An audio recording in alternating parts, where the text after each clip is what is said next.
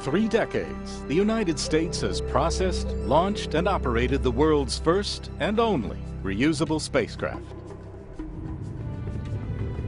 The Space Shuttle is an engineering and operational marvel, ferrying men and women from around the world into space. In its 30 years of flight, the shuttle has proven itself to be the most versatile spacecraft ever built. This remarkable spaceship has been the platform from which many of the world's great scientific instruments have been deployed. It has carried astronauts who have launched and repaired satellites that changed the way we communicate. Houston, I think we got a satellite. Yeah, we're watching down here.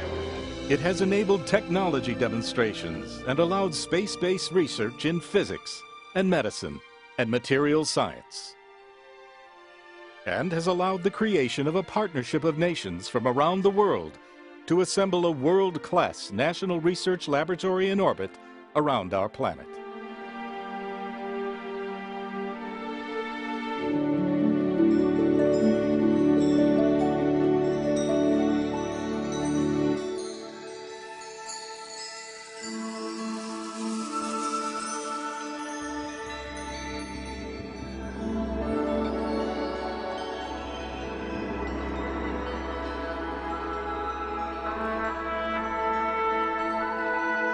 With the final flight of Shuttle Atlantis and its crew of 4 astronauts, the Space Shuttle era comes to a close, and America and the world bids a final farewell to a sleek and one-of-a-kind ship that has helped history unfold in low Earth orbit.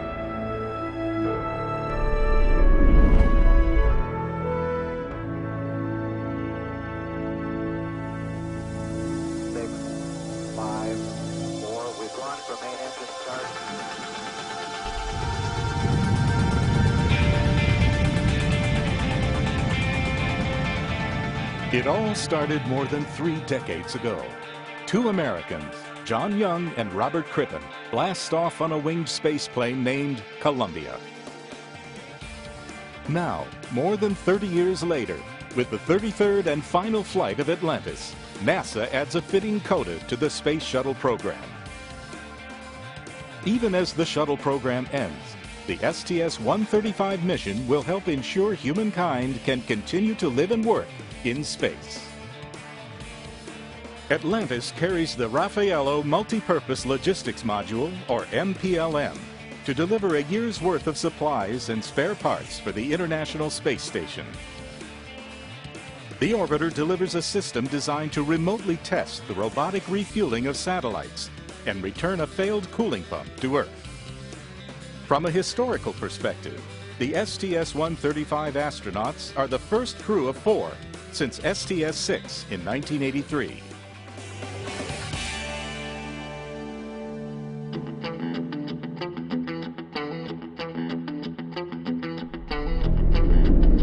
Retired Navy Captain Chris Ferguson commands Atlantis' crew as he makes his 3rd trip to orbit.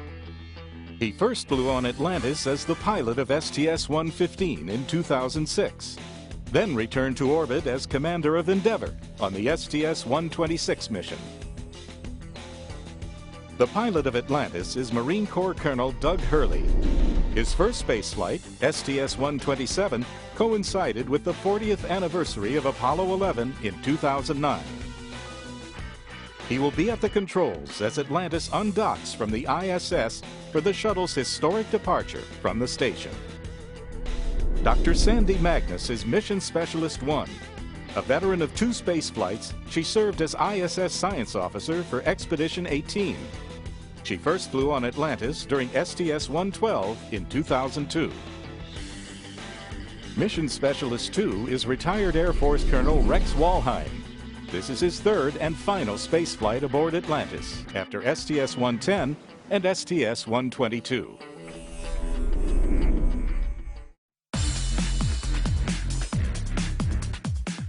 The flight of Atlantis marks the 37th shuttle mission to the space station.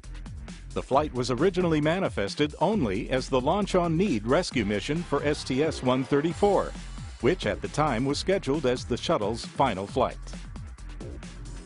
With the launch of Atlantis, there will be no rescue shuttle standing by. In case of an unexpected problem or emergency, Atlantis' astronauts would remain aboard the space station, ultimately returning to Earth aboard a series of Russian Soyuz spacecraft. America's leadership ultimately recognized the value of one additional shuttle mission, and the STS-135 flight plan evolved into an historic 12-day mission, delivering valuable equipment, parts, and supplies to the completed and fully operational station. It's an effort to posture the space station for about a year, put it in a good position until we can get our commercial cargo resupply system up and running. On Flight Day 4, the crew of Atlantis will install the Raffaello Logistics Module moving van to the ISS. The station crew and shuttle astronauts will unpack about 15,000 pounds of cargo for the current and future ISS crews, items such as food, clothing, spare parts for the station, and scientific experiments. At the same time, the joint crews will be repacking Raffaello with over 12,000 pounds of shuttle-related equipment stored on the ISS, other items marked for return to Earth, and trash offloaded from the station. We'll take stuff out of the Node 2 nadir spot, translate down the lab, and most of the stowage and transfer that we're doing will be in the permanent MPLM that's on board. Magnus serves as Raffaello's loadmaster, with assistance from Walheim. The very first most important rule is do what Sandy says, because Sandy's lived up there and she's our load master, so she knows where things go, and we'll figure out ways to make that shell game happen. And I didn't realize this until we got into the planning of the mission, is that the space station software was never designed to accommodate more than one logistics module. We've had to perform a little, I guess, sleight of hand to get the space station to believe that there's actually 2 logistics modules on board. Atlantis will also deliver the robotics refueling payload, which will be tested using the space station's Dexter robot. The space station has a robotic arm for heavy lifting, but Dexter is a robotic hand, capable of performing fine, minute tasks. The payload will be its first workout to see how well it can perform. On Flight Day 5, the crew of Atlantis will support one station-based spacewalk, performed by Expedition 28 astronauts Mike Fossum and Ron Garan. The pair flew 3 years ago on the STS-124 mission, performing 3 spacewalks together to help install the Japanese Kibo laboratory module. During this EVA, Magnus and Hurley will provide robotic support for Fossum and Garan. Walheim will serve as the IV, or intravehicular officer, for the spacewalk. A failed cooling pump, temporarily stowed outside the station during a spacewalk during the STS-133 mission, will be removed and brought home by the shuttle. Thanks to the shuttle's ability to return cargo, engineers will have the opportunity to study the cause of the pump's failure. While we're in the payload bay attaching the pump module to the logistics carrier, we'll retrieve this experiment for the special purpose dexterous manipulator that will allow the robotics community to show the ability to do remote refueling and other dexterous tasks that might be involved in servicing satellites. Fossum and Garan will install the robotics refueling payload on a temporary platform near the Dexter robot and the Destiny lab. It really is the chance to show how well the SPDM can function in space.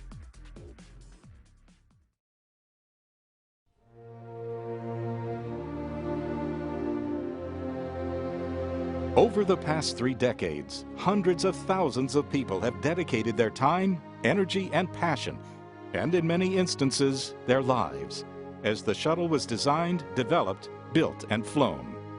They are the people who have made the NASA team and the Space Shuttle program such a remarkable success, from STS-1 through STS-135.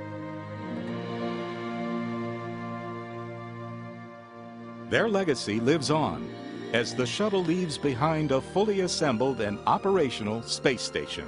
To see a completed space station up there is really a testament to not only the ingenuity of all the engineers and scientists and people on the ground who worked on the space station, but also the people who worked on the space shuttle that could make such an incredible, reusable space vehicle to make that happen. Atlantis was the first one that I flew on for STS-112, and that will be my last mission as well. So it has a hold a special place in my heart for the people who have worked on Atlantis for so long. I think it's special for them that it will be the last mission. You want to represent the thousands and thousands of people that have worked probably their entire careers. I don't know how many people that we've talked to or met that have been in the space shuttle program since STS-1. We just want them to know that what they've accomplished is incredible, and we'll do our best to finish this program the way it deserves to be finished. Nothing means more, I think, to all four of us than to honor that legacy and go out with as best a mission as we can fly. It'll be an emotional moment, I think, for a lot of folks who have seen the shuttle essentially build the better part of the space station, and to know that this will be the final time it leaves.